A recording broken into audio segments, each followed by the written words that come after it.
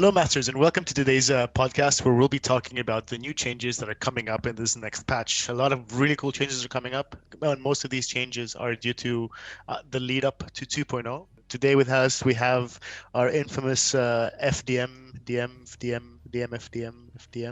and cFox, who voluntarily, without me dragging them across from their ear, have joined us today to talk about these changes. So welcome, gentlemen. Thanks for joining us on this lovely podcast.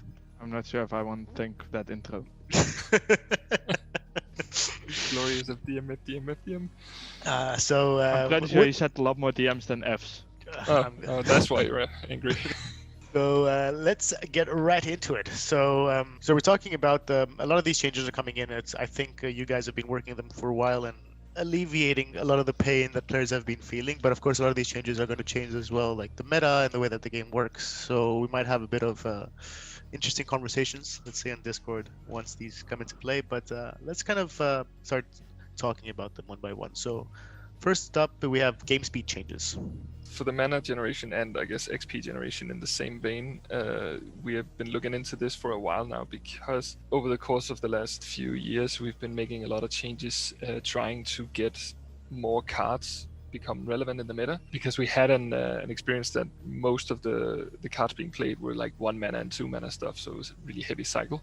And obviously this happens because of the bridge control being so important for the game. Once we actually started managing to get more of the other cards to become relevant, what happens is that the game slows down, and the users have definitely let us know, pretty much insinuating that the game has become turn-based, which is kind of fun.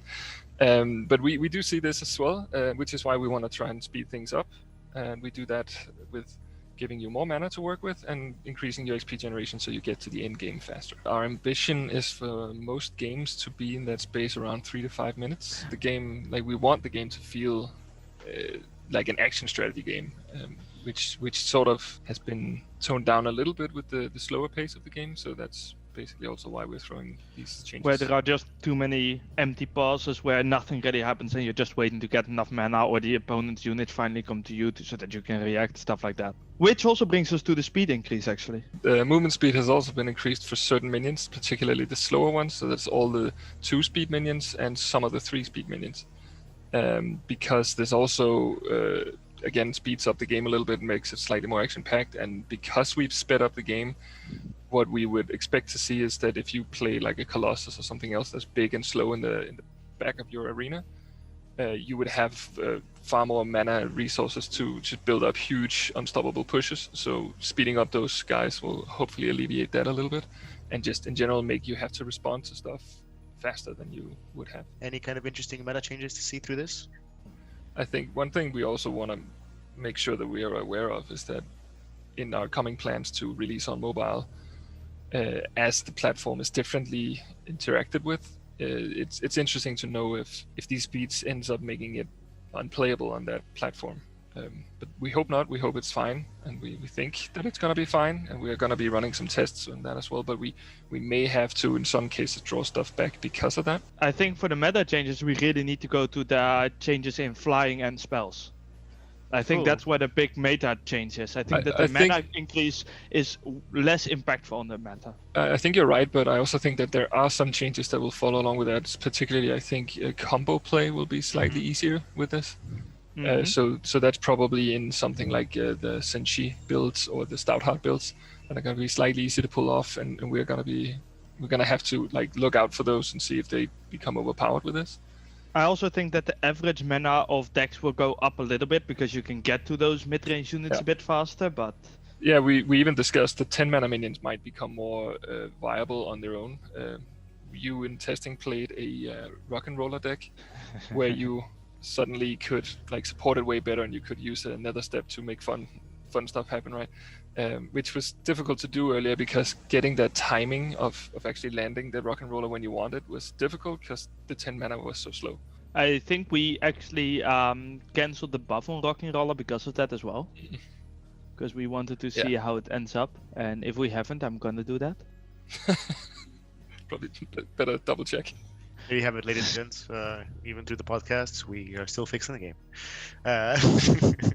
No, but that's great to hear. And I know, FDM, as you were segueing into that, and I'd like to talk about this. It's about the flying no longer grabs bridges, and I know this was a significant change.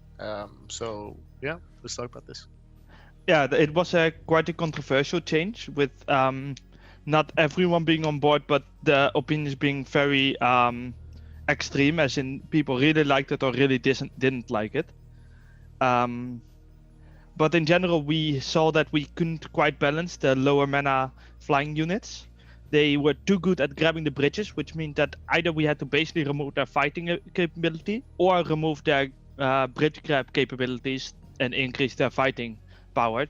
And we felt like the fighting was more interesting gameplay. We could have obviously also just moved them up in mana cost, but that would sort of do the same as like reducing their fighting capabilities in a sense. But we want to have that space open for cheap flying minions because we think it's a good counter area for any melee creatures. Really, it's particularly like the big ones, like a Colossus or whatever. So we still want to have that space open, and now we can even lean more into the DPS of them. As they will no longer be providing you any sort of bridge control.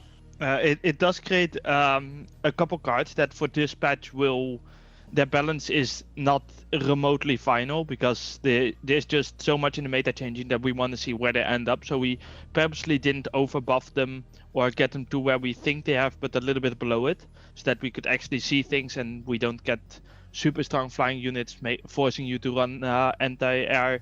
We didn't want to make the flying units too strong right now so that they would dominate the meta. We want to see where the flying and the rest of the meta ends up before we get the proper balance in there. Then there are some units like the longs that needed a nerf, so we basically left them as they are. And some other units like the flying Dragon Whelp, which impacts a lot of cards, so we want to see where all the different cards end up in the meta before we can make a good decision there. Yeah. So we only really touched the ones that already were weak, or the ones that were mainly for bridge grab and not for fighting. Yeah, I think it's also worth mentioning that one of the reasons why we felt like this was a good option is because we see the flyers as being almost split into two groups. There are the cheap ones who are primarily being played for bridge grab, bridge control, and then there are the more expensive ones like Soul Stealer, Harbinger, stuff like that, where you don't really care about bridge. It might be an added benefit, but that's not why you're playing the card at all. And they are kind of already a little awkward to play because that their pathing makes the bridge control feel a little iffy. So by removing this, it's gonna make the flying game feel hopefully a little bit more cohesive, and they can all sort of have the same sort of function, obviously with different takes and different designs around it, but without this weird duality split in the middle. And the last thing is that it also opens up for the 1 mana flying unit called Hunting Hugger. Because we have moved that one to 1 mana.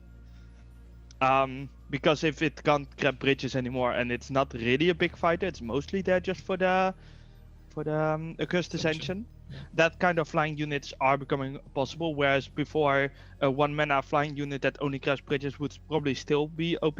We actually have the opportunity to make a flyer who can grab a bridge, most predominantly through the Outlanders, if we want to in the future, because we could use the stint ability on a flying minion. One question I wanted to ask is, now that we're changing obviously flying, and I know that's a super important part of the meta of grabbing the bridges, was this the intended design of how flyings were supposed to be, or is it something that we saw as we slowly rolled up to now the changes through the community? I don't think we had these kind of flyings on launch, so I don't really think it was the intended design. Well, it's one of those things where the game has now been running for over 4 years, and we've 4.5. So many cards and so many features into it.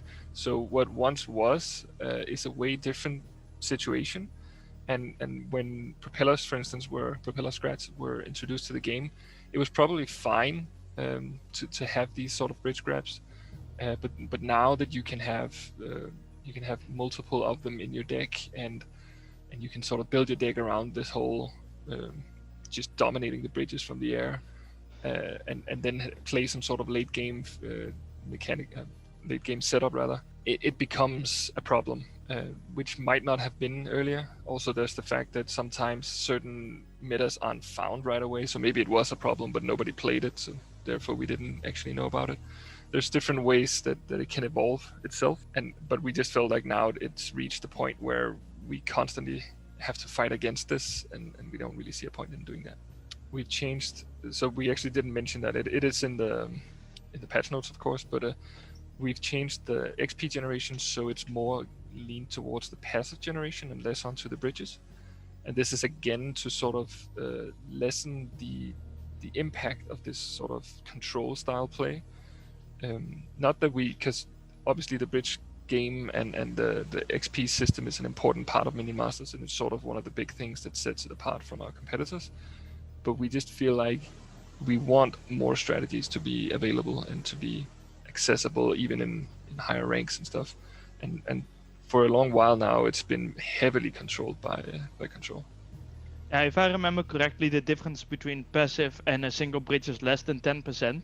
So grabbing the bridges definitely will still help you a lot. Definitely. But it's just slightly less. Yeah, it's just a little nudge in that direction. Cool. So I want to go now. Now we're gonna go to the next part, which is the general damaging spells nerf. So I'm seeing a little bit of a pattern here, right? Lower gain time, less easiness potential of grabbing bridges, and damaging spells being nerfed.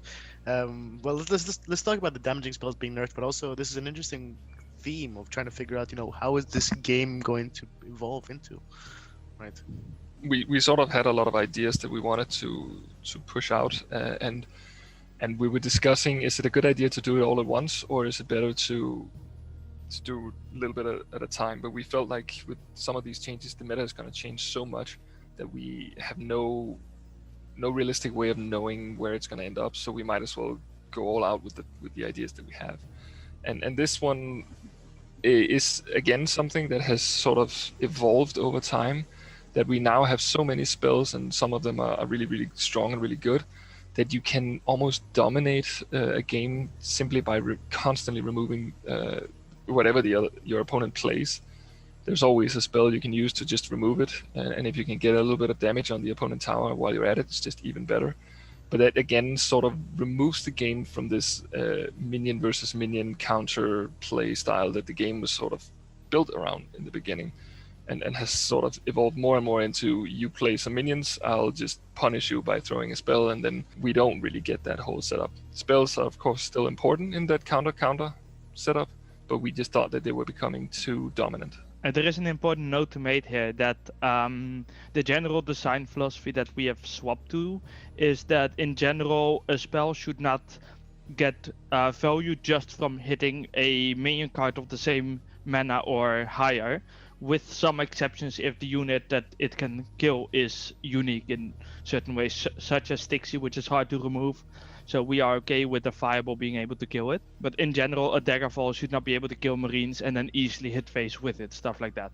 Cool. And obviously a lot of these, as you said, a lot of these changes all being mashed up together will create a meta at some point. So keeping understanding as well slowly, and that's why I just want to really push it to all you players that we're going to really require also your help to figure out how this meta is going to change, if there's any kind of imbalances as well that are going to happen. And obviously the team here are going to be looking very closely at the feedback that we're getting. So consistent feedback on Discord is going to be super important for us. So please, whenever you find something, let us know, and we'll be looking at Discord. Yeah, there is also the thing that cFox mentioned earlier, where we decided to do it all in one patch. The important reason there that I feel we should expand a little bit more on is that if we did it separately, each time we would have made a really big change in the meta, then the next patch we would have been able to fix most of the issues, and then the next patch would immediately throw all of that away again with the next big change. Yeah. Whereas now we think we can make the disturbance of the big meta changes in a shorter period of time, hopefully resulting in a better experience in the long term. Completely agree, and we've already seen many other games do similar styles with big patches and big changes in the game.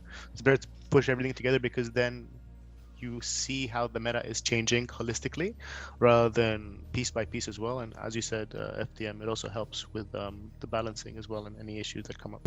King Puff, or I want to say Master Rework, but King Puff, what's happening there? cFox, take it away. Yeah, well, King Puff is a funny one. We've actually had him slated for rework for almost a year now, I think. The big hindrance there has been, of course, time. Just figuring out a way to get enough time to sit down and really concentrate on it. But also that we've been running through a few different iterations on it and trying to tweak it and presenting it to our PTR and hoping that something will stick. And we finally think we found something that works. We are sticking with the idea that he is restricted in his choice of cards, so to speak. But we're loosening it up quite a bit by, for instance, adding a 6, like the 6 mana card pool as well. So now his restriction goes from 4, 5, and 6. But also in the fact that his benefit is not restricted to go only onto those cards, but only that those cards control how often he gets his benefit. So you could potentially put in something like a Colossus or whatever you feel like, and then just have all the other cards be 4 to 6 mana cards, gain your benefit, then use it on the Colossus. Like there's a different granularity to his setup now. On top of that, we've tried to get more puffiness into his design and make him feel more like a King Puff, because in honest, he didn't really feel like that with the old design. And the old design sort of had this issue of, one thing was that he was restricted for which cards he could use, but the cards in that pool, so the 4 and 5 mana cards, also sort of became restricted to him. There was a lot of cards, something like Drone Buzzers and Propeller Horde, that we could never really buff, even though they weren't that great on anything else. But because they worked so great on King Puff, we just had to sort of accept that they were King Puff cards, and that's how that works. With this, we hope that it's slightly more lenient and that we can get a little bit more flow on some of these cards. So yeah, it's a bigger change, but we're excited to see where it lands. There is a second reason why we also really wanted to rework King Puff, because one was, as cFox mentioned, it heavily limited the design space for cards. The second thing is that we had a lot of trouble getting a good balance for King Puff, where in certain ranks he was basically unplayable, and in other ranks he was just dominating at an extreme degree, way more than any other master at basically any point of the game. And we have tried multiple times to discuss if we could find a solution, and we simply could not. So that leaves rework. And we weren't super big fans of his perk 3, which is why it's gone now. In essence, like it sort of worked fine. And back in the day, like when the game was far simpler, it was fun to play around it. But these days, it's sort of been turned into either you're winning and you don't need it, or you're losing and you're just stalling with it. And it doesn't really do much. So we thought we wanted a more active perk, something that could give him a bit more help in terms of winning a match if it goes late, and something that hopefully feels more fun to play with. In general, we don't really like perk 3s to be heavily defensive, because if perk 3s become heavily defensive, then the only way to win at that point is Mana Frenzy. Yeah. So for perk 1 or perk 2s, it's fine to be defensive, but the third perk should really help winning the game rather than just not losing. Yeah, again, sort of attacking this whole idea of controlling to the point that your only win condition is Mana Frenzy. That's same vein. Yeah, I think that there are a couple masters we should point out here. Like there are a couple masters that just get small balance changes. They are not too relevant. But the most important ones would be Diona, where we made it so that the traps can no longer grab bridges. To make once again, to focus a bit more on the fighting and less on the control style. We don't want to kill control, but we do want to make it more interactive. And the traps were just not really achieving that goal. So we buffed the traps and made it so that that any building can no longer grab bridges, also opening that design space for the future for allowing buildings to not be on your own side. The second master that we changed is Mordar. The tombstones of Mordar were very coin flip. You would either get a res or you would not get a res. And because almost all Mordars, with the exception of the Undying Skeleton Mordar, were playing big units, that coin flip becomes so massive that it basically decides entire games, a single res. To make it a little bit more granular, we changed it so that a tombstone charges over time, and at 25% charge, it can start resurrecting the next minion that dies. And when a minion dies, the HP is the percentage of the charge of the tombstone. So if the charge is at 50%, the unit will spawn with 50% of its max health. Are these changes also focused on mobile play as well? Are we trying to change them so that it becomes more balanced in mobile, more reasonable from a mobile play user? Virtually none, with the exception of the mana XP gain, have any relationship to mobile. The mana and XP, we were planning on them anyways, because we wanted to get rid of the complaint about the game becoming turn-based, and we want to make the game more action-packed. But the people that focused on mobile were very happy with that decision, definitely. Yeah, and I guess we should mention it's because normally on a mobile you want shorter play sessions, so that you can easily take a game like when you're on the can or if you're in the train or whatever. So it's usually a good thing to have shorter sessions, so that it fits quite well into that whole thing. But yeah, as Jim says, it's something we've actually been wanting to do for quite a while, and we just now found the opportunity to go ahead and do it. Did you really just say when you're on the can? I'd like to point out that I'm very happy that poop has made its way into this conversation officially. Thank you very much for that, cFox. Do I need to talk about my cat's butt again? Well, awesome, gentlemen. Thank you so much for everything. I know that there's a lot of changes, and as I said, we're gonna be looking very closely at Discord to see how things go. I'll be also doing a Q&A as well on Discord once we have all this live, so everyone here can ask their questions. So Wade, thank you for finding the time to talk about this. And is there anything else that you'd like to add before we close off? Yeah. First, thank you, Panic, for setting this up. But also, I think it's just worth mentioning that I think we've said it before, but I just really want to emphasize that we do not expect the meta to be anywhere near perfect when this hits the fan. We definitely expect there are going to be some jankiness, and we will be keeping a close eye to see if we can't tweak stuff in a timely fashion. Meaning faster than the next patch if necessary. Great to hear. Well, again, gentlemen, thank you very much. cFox and FDM, thank you so much for joining us today. Masters, everywhere, thank you so much for being part of this community. It really means a lot to us and to Beta Dwarf. We really keep Minion Masters is part of our heart, and we're really focusing right now to create 2.0, as the team said here, to become an amazing experience for all of us. We're consistently taking your feedback at a daily basis, and we're trying to implement that as much as we can in the game. So please keep that going. You know where to find us. We're going to be on Discord. We'll be in the game. We'll be goofing around and trying to fix as much as we can. And of course, thank you very much for joining us, and talk to you soon.